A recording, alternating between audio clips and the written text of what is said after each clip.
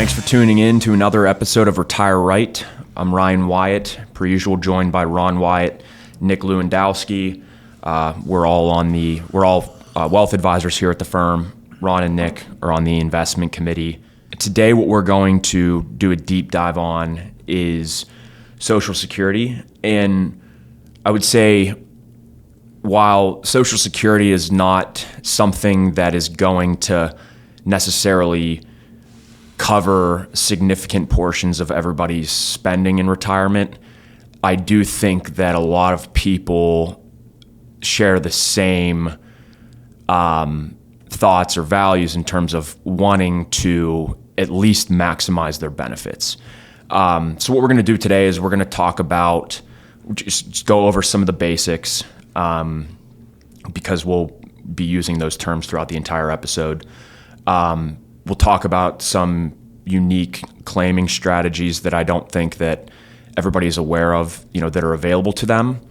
Ron is going to go over how you should actually think about, whether are you doing for single and for couples? So Ron is going to talk about how you should actually think about maximizing your benefits. We're going to talk about does market performance have any factor on when you should claim your benefits? And then this is a question that I think is probably top of mind for a lot of people is, what's the longevity of Social Security? Is it going to be there when you need it, when you want to turn on the income? So I'll just start with just some basic definitions here. The first one that I want to go over is what's called your primary insurance amount. Well, I'm really just going to cover two at the same time. So primary insurance amount and full retirement age. So your full retirement age is something that's really just based off of your date of birth. So let's say that you were born in 1960 or later. Just by default, your full retirement age is 67 years old. Now, your primary insurance amount is the benefit that you would get at your full retirement age. So it's kind of like, look at it as your 100% of your benefit. Now, you can take Social Security earlier than your full retirement age, and you'll just get a reduced amount off that primary insurance amount. And you can also take it later than your full retirement age. And when you do that, you're getting what's called a delayed retirement credit. Essentially, every year that you delay beyond your full retirement age, you get kind of an 8% increase in benefits on top of that primary insurance amount. So I have a graph that I'm sharing on the screen, but what ends up happening is if your full retirement age is 67 and you delay until age 70, you essentially increase your benefits 8% a year or 24% over that primary insurance amount, right, by waiting 3 years to claim. And something to add to that, you don't delay past 70 because the benefits don't increase. You do not get delayed retirement credits past the age of 70.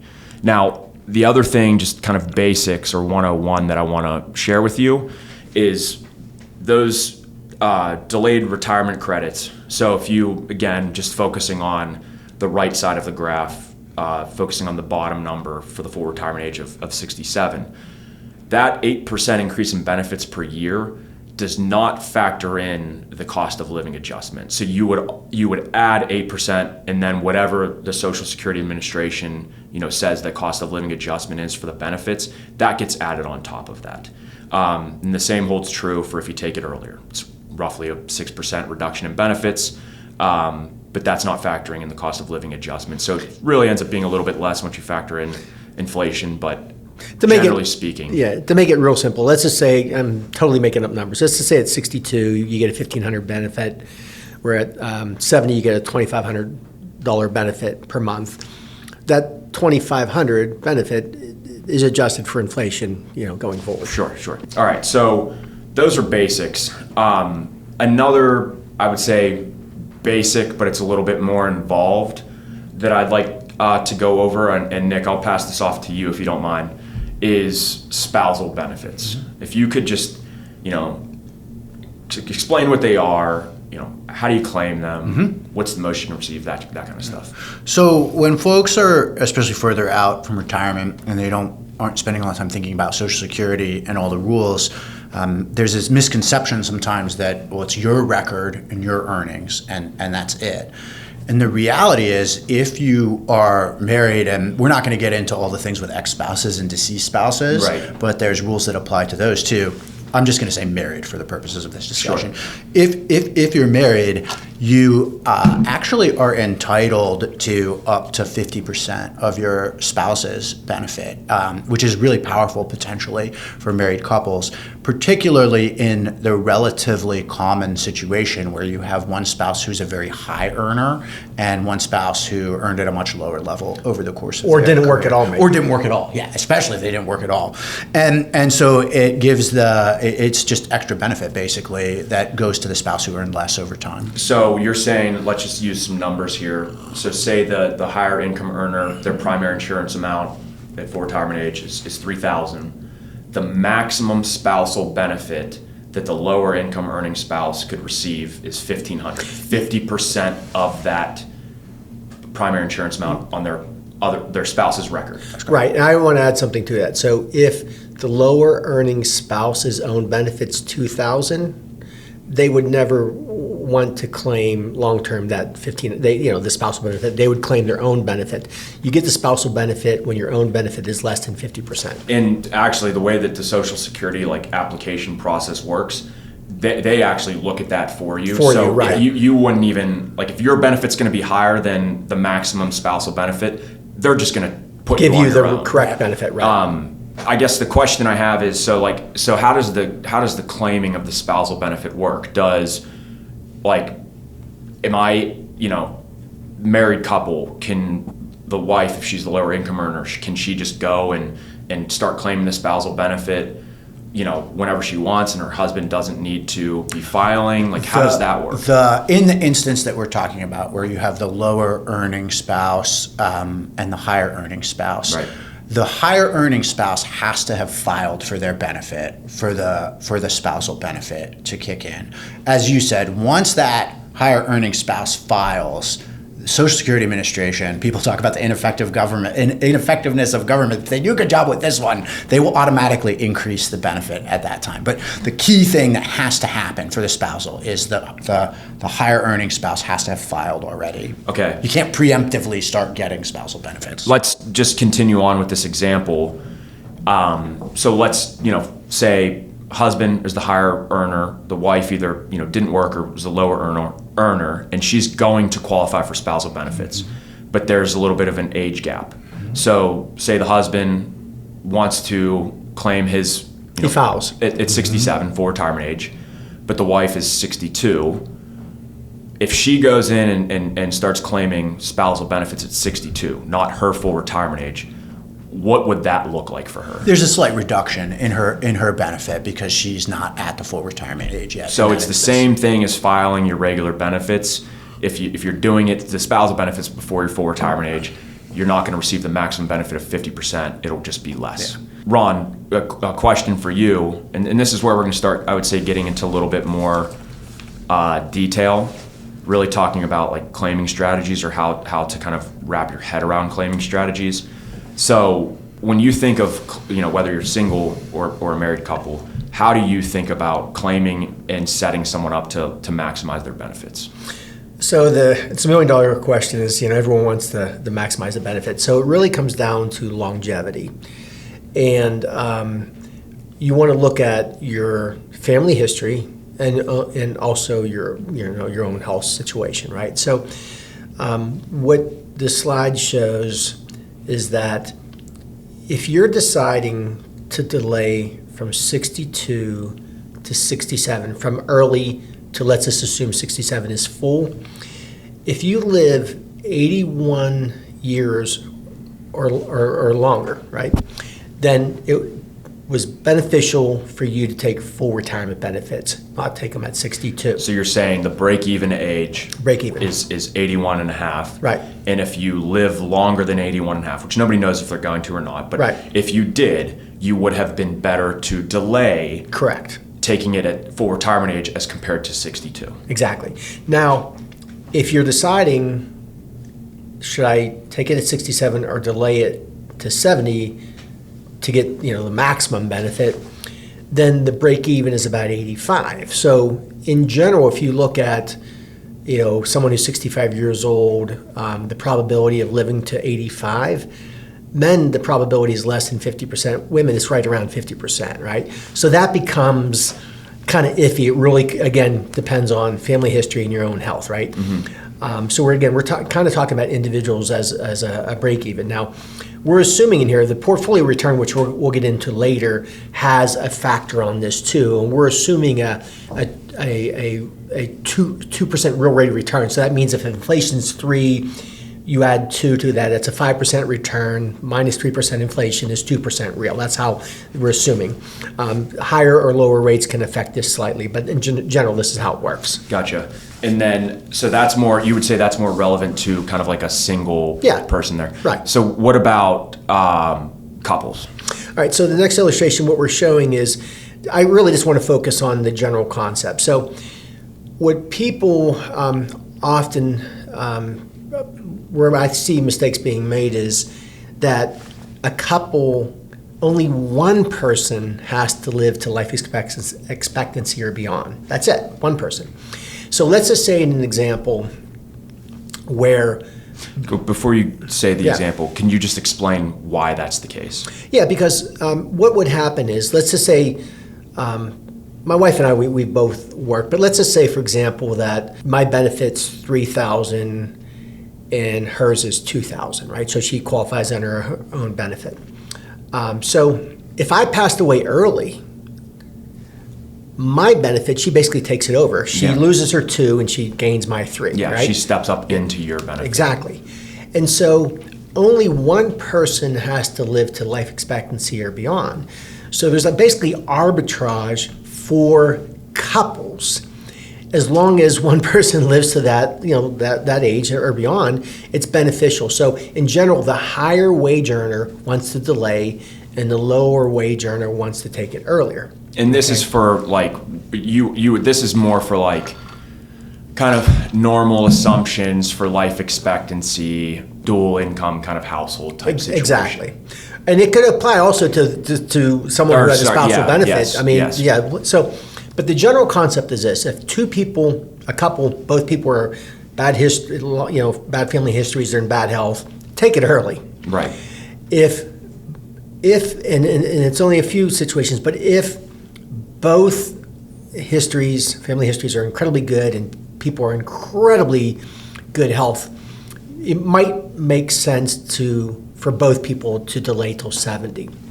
But in general, you can see on this illustration, the dark blue, in almost all situations with a couple, the higher wage earner delays to 67 or 70, and the lower wage earner takes it as soon as possible. That will tend to optimize the benefits. Now, this is general. This is very general, yeah. We have very specific software where we can take all these variables and tell you what's best in your situation. Yeah. Schedule your complimentary review with Ryan and his team today. Just visit them online at wyzewealthadvisors.com or call 724-271-7019 to get started. That's 724-271-7019 to get started. Now, the other thing that I want to say too is that sometimes, based on your situation, the Social Security conversation can actually be, because at the end of the day, there's over like 10,000 different combinations for how you can file. It's crazy. But sometimes it can be very simple. It's like, hey, if you're still working, like you don't want to retire, say you plan on working until 70 or even past it, it's like you don't really need to. If your income's supporting your needs, like you don't really need to turn on the Social Security. That would be a good example of where it's a pretty straight no-brainer just to take it at 70. Yeah. There is one unique approach that is very much doable. It's not like a loophole or anything. It's just a strategy, but I think it's often overlooked, where let's just kind of go back to this husband and wife analogy. Let's say that the husband has been the primary earner and the wife, maybe she worked for a handful of years earlier in her career, or maybe she worked till her 40s, or whatever. The gist is that she has a benefit out there on her own record. One thing that spouse can do is, especially if the husband has not gone and filed for their own benefits, is when they reach 62, if they know that they're going to qualify for spousal benefits down the road, when they reach 62, they can start claiming benefits and essentially kind of on their own records, essentially start getting kind of like free money on the table. And then when their husband does go to apply, they can go with them and then switch over to the spousal benefits. So you're leaving they're leaving opportunity on the table if you're in that situation and you're not considering that. And what's great is we have retirement planning software and very specific Social Security optimization software, but they let us know if that's a situation, right? To take advantage of. And one other thing too, this is backtracking a little bit, but I think it's very important for us to mention.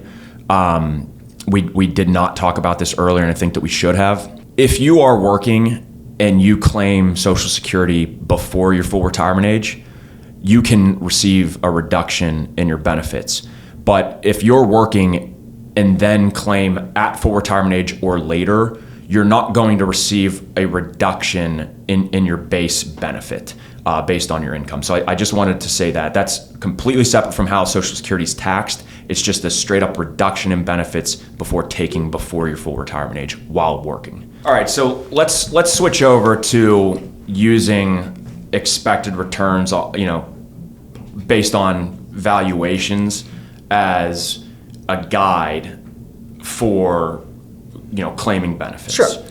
So we've mentioned in various podcasts about expected returns, right? So let's just say that we're in March 2009 after the global financial crisis.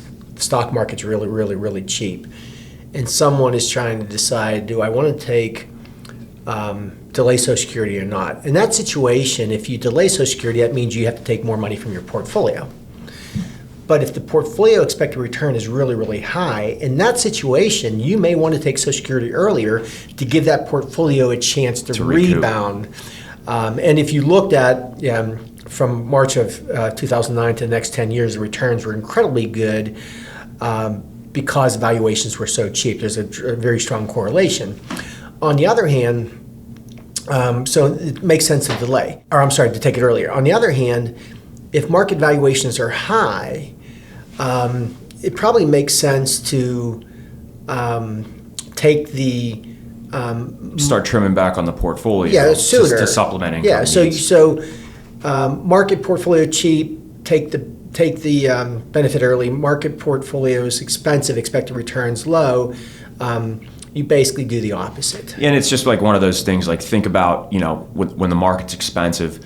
It's that buy low, sell high discipline, right? You want to trim back when things are expensive, and by doing that, you're trimming back when things are expensive, using that to supplement your income in retirement, while giving your Social Security benefit that 8% increase in addition to cost of living adjustments. Yeah. So it's kind of like, I don't know if I would say arbitrage, but it's just like a way of kind of controlling the risk or the return a little bit more. Yeah, so market expensive, you've had a good run, take that money from the portfolio kind of trimming high, let that Social Security grow. Yeah. Now, the thing I want to stress is that it's hard for individuals to know expected returns. We have a lot of different data sources that can give us an idea of 10-year returns.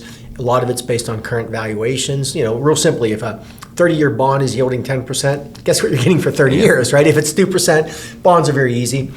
Stocks are really based on dividend yields, earnings, just some fundamental things. And again, there's a very strong correlation to what you pay today as to what you'll get in return for the next 10 and 20 years. Yeah, and I just want to say as well, as although we say not to do this in terms of like investment decision making, we are looking in the rear view mirror to pull from examples of when the markets were cheaper and when they would be more expensive. Yeah, I mean, at the end of the day, you don't know, like what you can look at expected returns and when the markets are depressed a little bit, see if the expected returns are higher, but it's like you don't know when you're at the bottom and you don't know when you're at the top. Valuation is absolutely positively horrible for market timing, like when to do certain moves.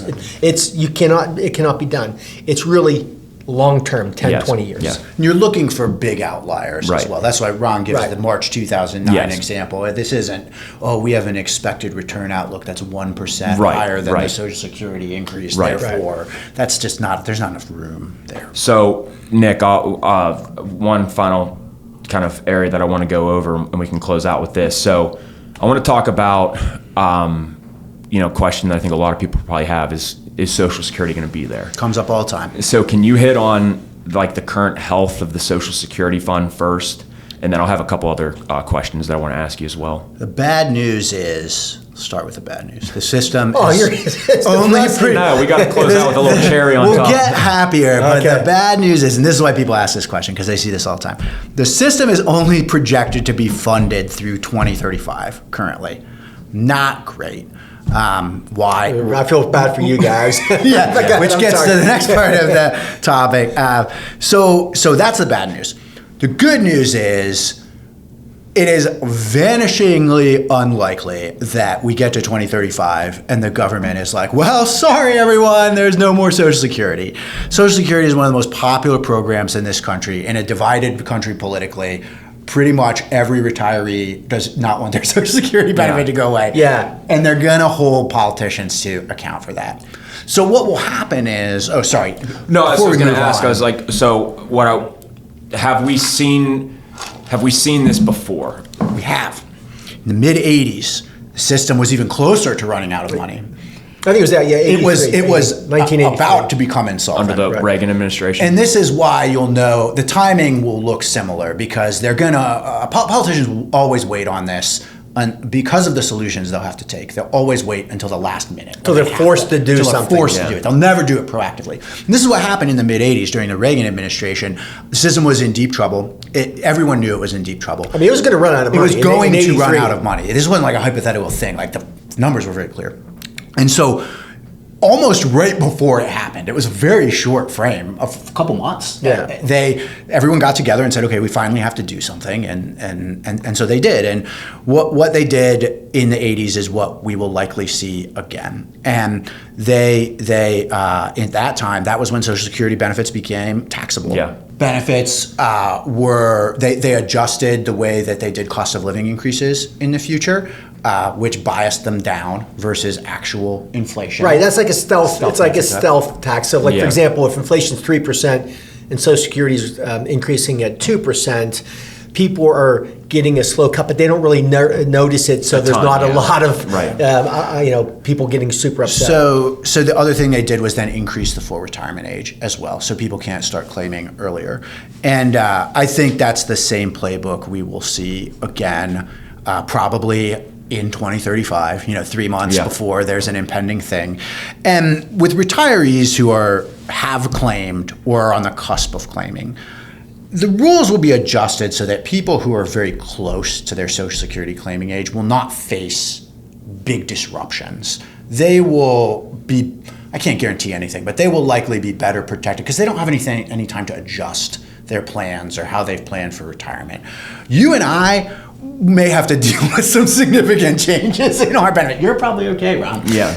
But I will say this, though. If I had the choice of getting a higher benefit and being my age compared to getting a lower benefit and being your age, I'd say probably take your age. So that's the trade-off. You've been collecting Social Security now for like 6-7 years, right? I don't think so. Because I enjoy working, I plan on working for a long time.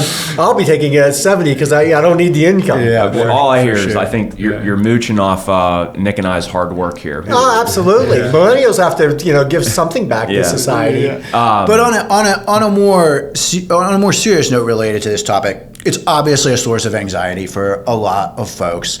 Unfortunately, because of just the way politics works, it's not the kind of thing that gets addressed proactively because the solutions are just not they're painful. Popular. They're painful. Someone has to take some pain. Sure. You know? And but our kind of house view on this is it's gonna get solved. The exact details will work out, but it's gonna look like exactly what we talked about for especially younger generations. Retirement age probably gets pushed back again. They'll do those stealth decreases in benefits by adjusting the COLAs down, and the taxability, who knows? Yeah. It's, it's like Nick said, if you look at the Social Security report, I think it's published annually. It's been a few years now that they say fully funded through 2035.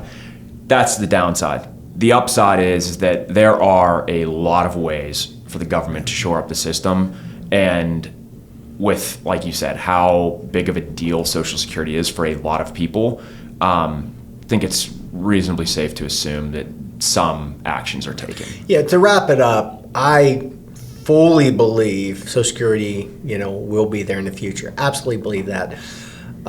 This will, change a little bit. Yeah. As it has historically. Right. We hope that you enjoyed this episode.